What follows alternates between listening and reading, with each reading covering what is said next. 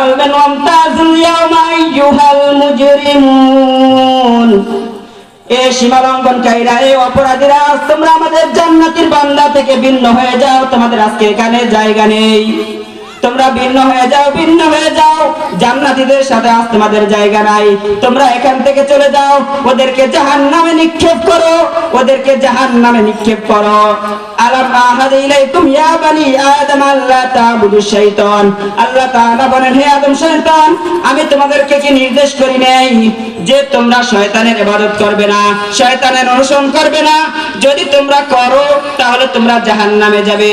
তোমরা একমাত্র ওয়ানি আবুদুনি হাদা সিরাতুল মুস্তাকিম, তোমরা একমাত্র আমার ইবাদত করো এবং এটাই হচ্ছে আমার সহজ সরল পথ, আর এটাই সত্য পথ, এটাই সঠিক ধর্ম, এটাই সঠিক ধর্ম, অন্য কোন ধর্ম সঠিক নয়। এজন্য তোমরা আমার ইবাদত করো, মূর্তির ইবাদত করা যাবে না, শয়তানের ইবাদত করা যাবে না। যদি শয়তানের ইবাদত করো তোমাকে কেউ বাধা দিবে না। ডানে এক রাস্তা আছে, বামে এক রাস্তা আছে, তুমি যে পথে যাও তোমাকে কেউ বাধা দিবে না।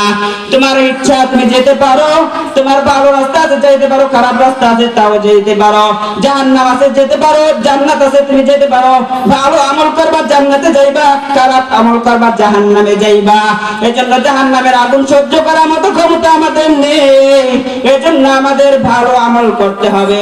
কাল কিয়ামতের দিন ভয়ানক সময়, যখন মানুষকে আমাদের দরকার থেকে আমাদের দিন ভয়াবহ পরিস্থিতি সৃষ্টি হবে, তখন মানুষগুলো ভয়ানকে কাঁপতে থাকবে এবং সেই সময় বলতে থাকবে সাদাকাল্লাহুল আযীম। আলহামদুলিল্লাহ, কাকরিয়া বাজার কেন্দ্রীয় জামে মসজিদ ও মাদ্রাসা যুব সমাজের উদ্যোগে 2 দিন ব্যাপী তাফসীরুল কোরআন মাহফিলের সম্মানিত সভাপতি, বিভিন্ন অঞ্চল থেকে আগত উলামায়ে কেরাম ও যারা এই মাহফিলের জন্য আর্থিক এবং শ্রম দিয়ে সহযোগিতা করেছেন, তাদের সকলের প্রতি আমার অন্তরের অন্তঃস্থল থেকে আন্তরিক ধন্যবাদ জানাচ্ছি। আলহামদুলিল্লাহ,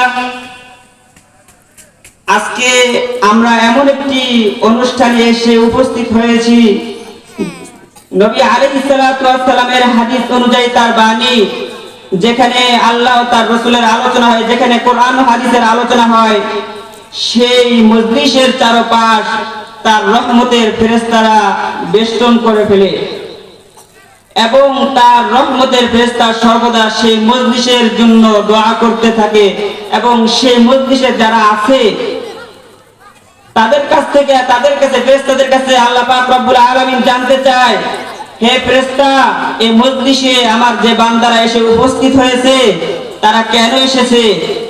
ফেরেশতারা জবাবে বলে, এরা কোরআন ও হাদিসের আলোচনা হচ্ছে তা জানার জন্য, চেনার জন্য এখানে উপস্থিত হচ্ছে। এবং নবী আলাইহিস সালাতু ওয়াস সালামের হাদিস অনুযায়ী সকল রহমতের ফেরেশতারা এই মাহফিলে যারা আগত এসেছে এবং কোরআন ও হাদিসের আলোচনার উদ্দেশ্যে এসে বসছে, তাদের জন্য রহমতের দোয়া করতে থাকেন এবং গুনাহ ক্ষমা প্রার্থনা করতে থাকেন।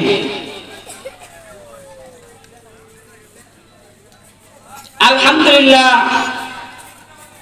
আজকে কাকরিয়া বাজার মাদ্রাসায় এসে অনেকটা তথ্য নিয়েছি, খুব আনন্দ হচ্ছে, খুব ভালো লাগতেছে যে এই চরের মধ্যে, হিজলা গৌরবদীর মধ্যে কাকরিয়া বাজারে এত সুন্দর একটি মাদ্রাসা প্রতিষ্ঠিত হয়েছে।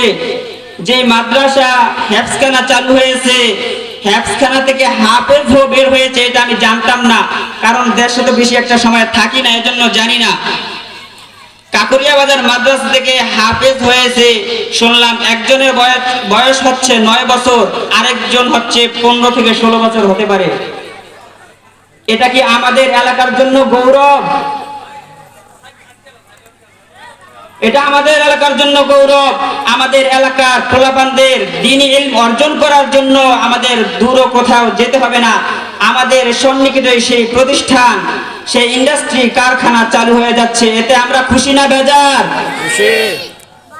জোরে বলতে হবে, এতে আমরা খুশি না বেজার?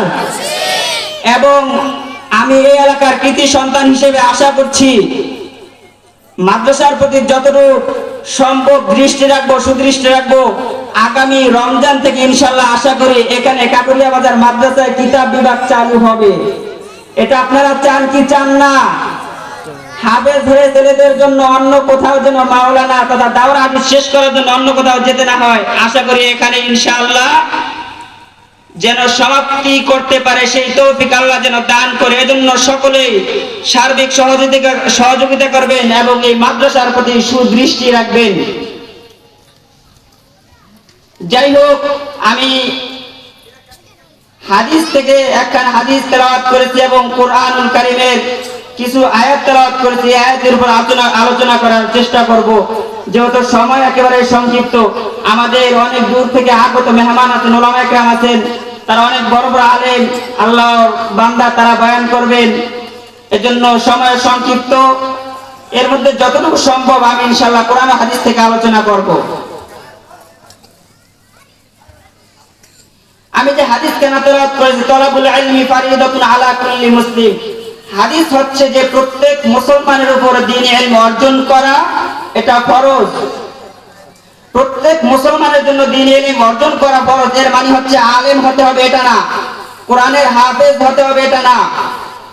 এর অর্থ হচ্ছে যেই মুসলমান হবে, যেই কালিমা বিশ্বাস করবে, তার উপর আবশ্যক হচ্ছে যখন যে বিধানটা তার উপর আসে সেই বিধানের জ্ঞান অর্জন করা তার উপর ফরজ, আবশ্যক। আপনি নামাজে যাবেন, নামাজের মাসলা মাসাইল তখন জানা আপনার জন্য আবশ্যক। যদি না জানেন আপনার নামাজ হবে না। আপনি বিয়ে শাদী করবেন, তখন আপনার বিয়ের মাসলা মাসাইল জানা আপনার জন্য ফরজ। যদি না জানেন আপনার বিয়ে বৈধভাবে আদায় হবে না। এজন্য যখন যে মাসলার প্রয়োজন তখন সেই মাসলাটা জানা আমাদের জন্য ফরজ, কর্তব্য, আবশ্যক। আর এই আবশ্যক, এই ফরজ জানতে হলে একমাত্র মাদ্রাসায় যেতে হবে। আপনার ছেলে সন্তানকে মাদ্রাসায় দ্বীনি ইলম শিক্ষা দিতে হবে। আপনার ছেলেকে মাদ্রাসায় দিবেন, যদি আপনার ছেলে সন্তান না থাকে আপনার পাড়া প্রতিবেশী আছে তাদেরকে দিবেন, আপনার নাতি আছে তাদেরকে দিবেন, দ্বীনি ইলম অর্জন করাবেন। এই যে আজকে যার সন্তান হাফেজ হচ্ছে, কোরআনের হাফেজ হচ্ছে, তার শোভা, তার কপাল কত ভালো।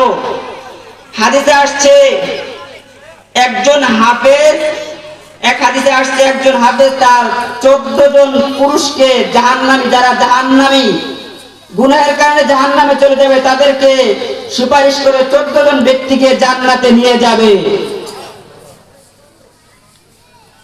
আরেক হাদিসে আসছে সে যদি একজন কোরআন হাফেজ হয়েছে এবং সে আলেম হয়েছে, সে 10 জনকে নয়, 14 জনকে নয়, সে অগণিত পরিবারকে, আত্মীয় স্বজনকে জান্নাতে সুপারিশ করে নিয়ে যাবে।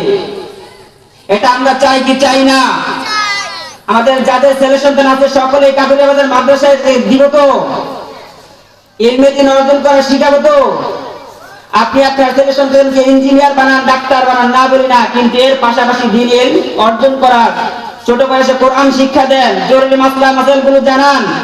যদি না জানান তাহলে তো আপনার অনেক কিছু না জানার কারণে আমাদের ভুল হয়। আপনি যদি গোসলের ফরজ না জানেন, গোসল করছেন, গোসল আদায় হবে না। আপনি উযু করেন, উযুর ফরজ না জানেন, উযু করবেন, উযু আদায় হবে না।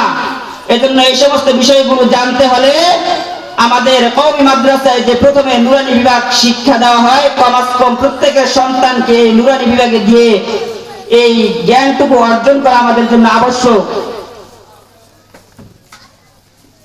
আর যদি তাদেরকে এই দ্বীনি ইলম অর্জন না করান, তাহলে তারা কিয়ামতের দিনে আপনাকে বেঁধে দিবে। যখন সে জান্নাতি হয়ে যাবে, যে পাপাচারের কারণে সে জাহান্নামে চলে যাবে, তখন সে আল্লাহর কাঠগড়ায় মামলা দায়ের করাবে, যে হচ্ছে আমার বাবা আমাকে দ্বীনি ইলম শিখায় নাই, আমাকে মাদ্রাসায় পড়ায় নাই, এজন্য আমি দ্বীনি সম্পর্কে জানতে পারি না, আমি আমল করতে পারি নাই। আপনাকে মামলা দায়ের করে আপনাকে জাহান্নামীর আসামি বানিয়ে দিবে। আপনি জান্নাতি অসত্ত্বেও আপনাকে জাহান্নামে পাঠিয়ে দিবে। এজন্য প্রত্যেকের উচিত প্রত্যেকের ছেলে সন্তানকে কোরআন হাদিস শিক্ষা করা। যদি কোরআন হাদিস শিক্ষা করান, এর বিনিময়ে কি হবে? একজন যদি ছেলে সন্তানকে হাফেজ বানান, কিয়ামতের দিন আপনাকে কি বলবে জানেন? যখন সে জান্নাতে চলে যাবে, যে তুমি কি হাফেজ হয়েছো, আলেম হয়েছো, জান্নাতে চলে যাও, তখন সে জান্নাতে যাইতে চাইবে না। কেন? সে খুঁজবে তার মা বাবাকে, বলবে আমি হাফেজ হয়েছি, আলেম হয়েছি, আমি আমল করেছি আমার শুধু একার জন্য নয়, আমি আমল করেছি আমার মা বাবার জন্য, আমার পিতামাতার জন্য, তারা আমাকে শিখাইছে, আমি তাদেরকে ছাড়া জান্নাতে যাবে না, আমি তাদেরকে রেখে জান্নাতে যাব না। এজন্য প্রত্যেকের উচিত প্রত্যেককে কোরআন ও হাদিস শিখান। যদি না শিখান, কাল কিয়ামতের দিন ভয়ানক সময় আল্লাহ তাআলা বলবেন ওয়ামতাজুল ইয়াওমা আইয়ুহাল মুজরিমুন, এ সীমালঙ্ঘনকারীরা, এ অপরাধীরা, তোমরা আমাদের জান্নাতের বান্দা থেকে ভিন্ন হয়ে যাও, তোমাদের আজকে এখানে জায়গা নেই, তোমরা ভিন্ন হয়ে যাও, ভিন্ন হয়ে যাও, জান্নাতীদের সাথে আজ তোমাদের জায়গা নাই, তোমরা এখান থেকে চলে যাও, ওদেরকে জাহান্নামে নিক্ষেপ করো, ওদেরকে জাহান্নামে নিক্ষেপ করো। আলাম আহাদ ইলাইকুম ইয়া বানি আদম আল্লা তা'বুদুশ শাইতান, আল্লাহ তাআলা বলেন হে আদম সন্তান, আমি তোমাদেরকে কি নির্দেশ করি নাই যে তোমরা শয়তানের ইবাদত করবে না, শয়তানের অনুসরণ করবে না? যদি তোমরা করো তাহলে তোমরা জাহান্নামে যাবে। তোমরা একমাত্র ওয়ানি আবুদুনি হাদা সিরাতুম মুস্তাকিম, তোমরা একমাত্র আমার ইবাদত করো, এবং এটাই হচ্ছে আমার সহজ সরল পথ, আর এটাই সত্য পথ, এটাই সঠিক ধর্ম, এটাই সঠিক ধর্ম, অন্য কোন ধর্ম সঠিক নয়। এজন্য তোমরা আমার ইবাদত করো, মূর্তির ইবাদত করা যাবে না, শয়তানের ইবাদত করা যাবে না। যদি শয়তানের ইবাদত করো তোমাকে কেউ বাধা দিবে না, ডানে এক রাস্তা আছে, বামে এক রাস্তা আছে, তুমি যে পথে যাও তোমাকে কেউ বাধা দিবে না, তোমার ইচ্ছা তুমি যেতে পারো, তোমার ভালো রাস্তা আছে যেতে পারো, খারাপ রাস্তা আছে তাও যেতে পারো, জাহান্নাম আছে যেতে পারো, জান্নাত আছে তুমি যেতে পারো, ভালো আমল করবা জান্নাতে যাইবা, খারাপ আমল করবা জাহান্নামে যাইবা। এজন্য জাহান্নামের আগুন সহ্য করার মতো ক্ষমতা আমাদের নেই, এজন্য আমাদের ভালো আমল করতে হবে। কাল কিয়ামতের দিন ভয়ানক সময়, যখন মানুষকে আমাদের দরকার থেকে আমাদের দিন ভয়াবহ পরিস্থিতি সৃষ্টি হবে, তখন মানুষগুলো ভয়ানকে কাঁপতে থাকবে এবং সেই সময় বলতে থাকবে। অন্যদিকে জাহান্নাম দাউ দাউ করে আসতে থাকবে, জাহান্নামের শো শো শব্দ হবে, জাহান্নাম বলবে আমার ক্ষুধা লাগছে, আমাকে আহার দাও, আহার দাও।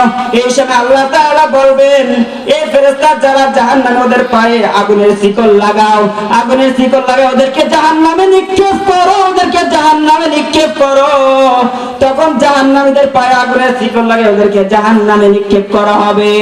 জাহান্নামে কি শাস্তি জানো? লাআকিলুনা মিন শাজারিন মিন যাকুম ফামালিউনা মিনহাল বুতুন, ওদেরকে জাহান্নামে নিক্ষেপ করা হবে।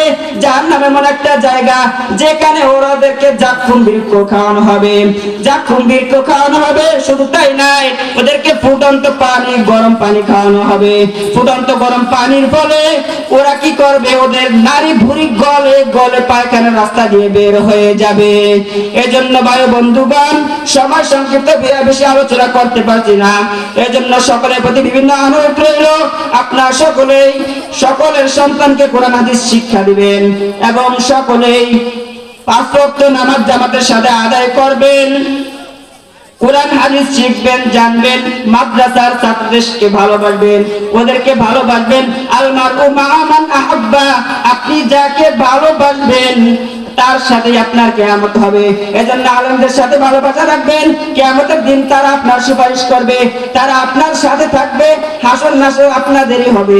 এজন্য সকলের প্রতি অনুরোধ রইল, আপনারা সকলে আলেমদের সাথে ভালোবাসা রাখবেন, মুহাক্কিক আলেম যারা আছেন তাদের সাথে ভালোবাসা রাখবেন, তাদের সাথে দেখা সাক্ষাৎ করবেন। সময় সংক্ষিপ্ত হওয়ার কারণে আমি আর আলোচনা করতে পারছি না, এখানে আমার সংক্ষিপ্ত আলোচনা শেষ করছি। ওয়া আখির দাওয়ানা আলহামদুলিল্লাহি রাব্বিল আলামিন।